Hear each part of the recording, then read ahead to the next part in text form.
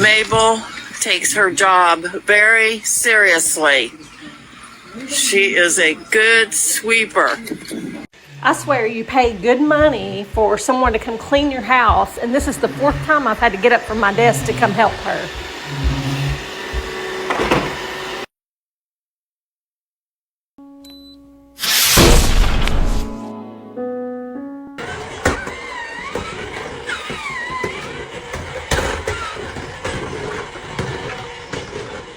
Wait! Who are you? A platypus? Bury the platypus!